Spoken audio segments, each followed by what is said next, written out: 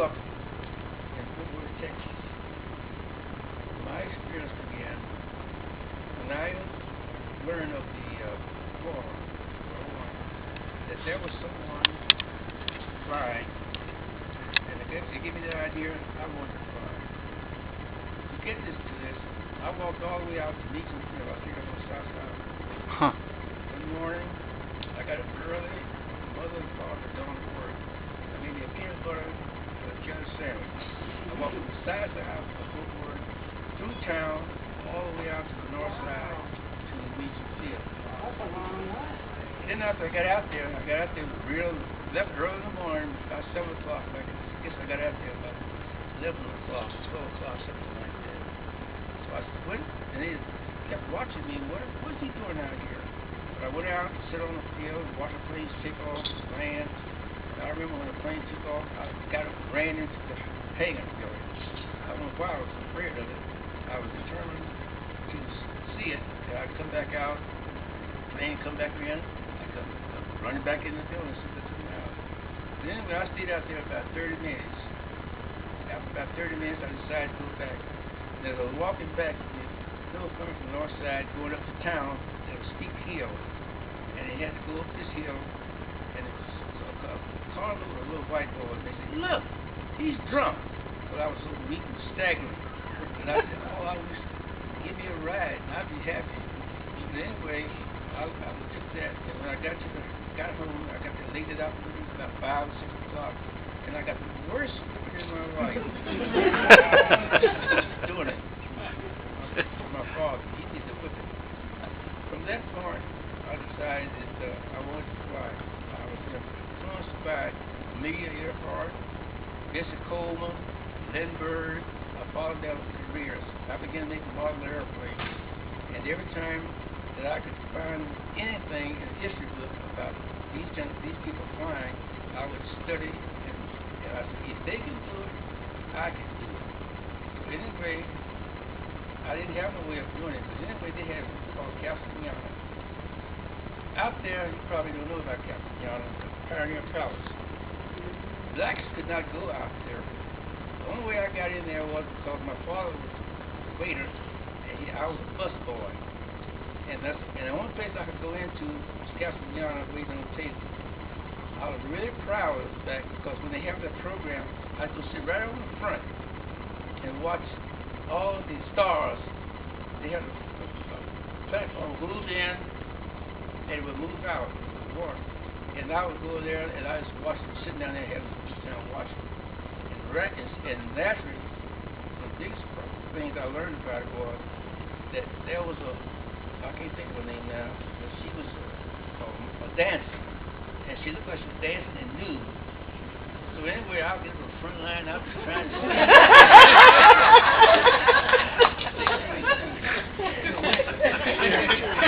Anyway, that was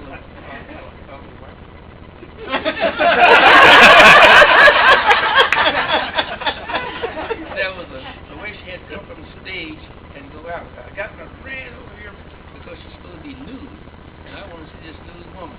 And when I found out she wasn't nude, but she had on a costume that matched the skin of the color of her skin. And naturally, she looked like she was nude. And I was disappointed.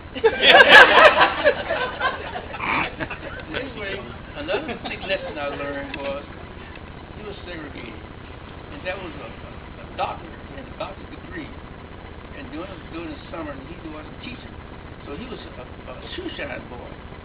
And I thought I would say, look, you know what I said? I said, look, you got a degree, you're too talented to be doing something like this. He gave me my biggest lesson. He said, look, he said, I got a PhD, I got a wife and children to support. And if I can get all in my line, see my shoes, and you don't have anyone over there, I'm looking out for my family. So he was doing this because he could get money for his family. I said, oh, gee, that's smart. I'm going to have to be smart. He taught me the big lesson that actually I had to really struggle to fight. I went to Tuskegee. When I got to Tuskegee, I was really shocked. Because when I got to Tuskegee, I had never seen so many blacks, doctors, nurses, engineers. I saw Dr. Patterson, Dr. Carver. I mean, Roosevelt, all these big dignitaries would come and visit through them. They would come through there and I'd get a chance and I'd be on the front seat, admiring and saying, gee whiz, if they can do it, I can do it. And anyway, I decided that I was going to put forth every effort to learn how to fly. And my reason for wanting to fly was because I wanted to fly over the parts of the country and see how other people were living. I was brought up in the segregated area, and I could only go to places that had color signs. Another interesting thing that took place that really helped me out was when I was about 10 years old, there was a little white boy. I was standing in line to drink out of the black fountain and the white fountain right next to him. So I was standing there, and the little white boy jumped in there and jumped in front of me and started drinking the water. His father screamed, scared me, and snatched him out and said, look, you drink over here. I got the idea, I said, now, when nobody was looking, I went over there and stole me a drink of water out of the white fountain. My biggest surprise was I learned it was no different than the water. It was all segregation. That was my biggest lesson I learned. When I got to Tuskegee, also, like I said, when I got to Tuskegee, I was impressed because there were so many Negroes that had jobs. They had the only VA hospital in the country. They had doctors, they had nurses, and naturally, like I said, they had all these different carriers coming from Memphis. So I began to feel that if they can do it, I can do it. So my biggest problem when I started flying, I was the smallest one.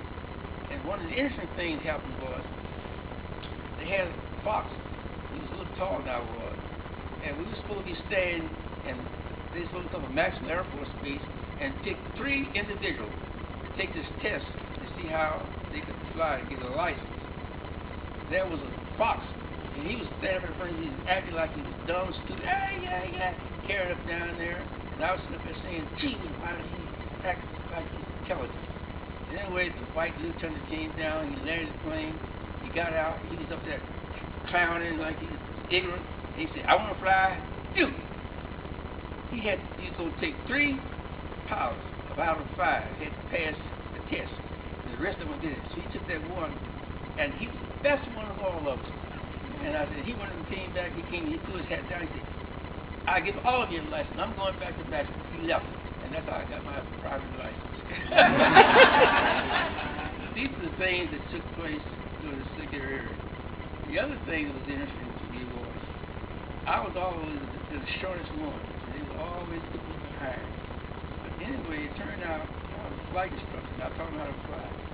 The biggest problem I had was that they always tried to out-perform me and tell me what I should be doing, especially the lieutenants and so forth I taught. So I got angry. So I said, I'll fix him.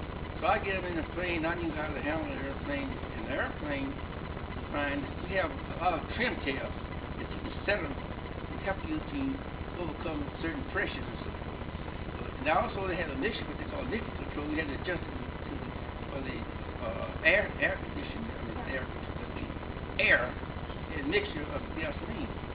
So I got this officer that I was familiar with, and I said, okay, let's do a steep turn. And as you do a steep turn, you have to have power. I ease and nice and big change engine so it lose power, change the trim tail, and all of a sudden I thought maybe he was smart enough he would know what to do. But all of a sudden he ended up to a speed and scared me, he was going to kill me, and I said, oh! And I had to kick the stick out of his hand and take over. That taught me a lesson. Be careful. Make sure you know what you're doing. Because I thought maybe he was going to captain, and he would maybe say, oh, well, I didn't take over. No, he didn't see it that way. So anyway, I learned a lesson that actually be able to look out for yourself and to be good. So naturally, I felt that I should teach all my cadets how to manage the airplane. I taught them maneuvers, how to recover from unusual attitudes, upside down loops. And I learned these from Jesse Coleman and these other people that never acrobatic flying. And I felt that they should be able to know the airplane, and once they know the airplane, they can avoid making mistakes, and they had a lot of accidents. Now when they graduated, the other thing that made them good, I think, was they didn't want them into the service. So they were spending their time flying all over the country, burning up gasoline, having a good time, going to see their girlfriend, and all this type of stuff. Until the Pittsburgh Courier, a certain thing there, said, look, you're going to train them, why don't you send them to come back? Then they got the wire, and they said, okay, we'll send you overseas. So when they sent them overseas, they gave them what they call a straighter. They weren't actually part of it. All they would do is go out and see machine gun placements, shoot them up. Or they go in and see rob, shoot a train loaded with World War planes, ammunition and so forth. They shoot up the planes. They sink ships that normally was delivering military goods to the enemy and so forth. And that's all they did. They wouldn't even use it. So actually, when the big thing happened to them was, in the whites, they only had a squadron. One squadron. In the British, he was assigned to a squadron.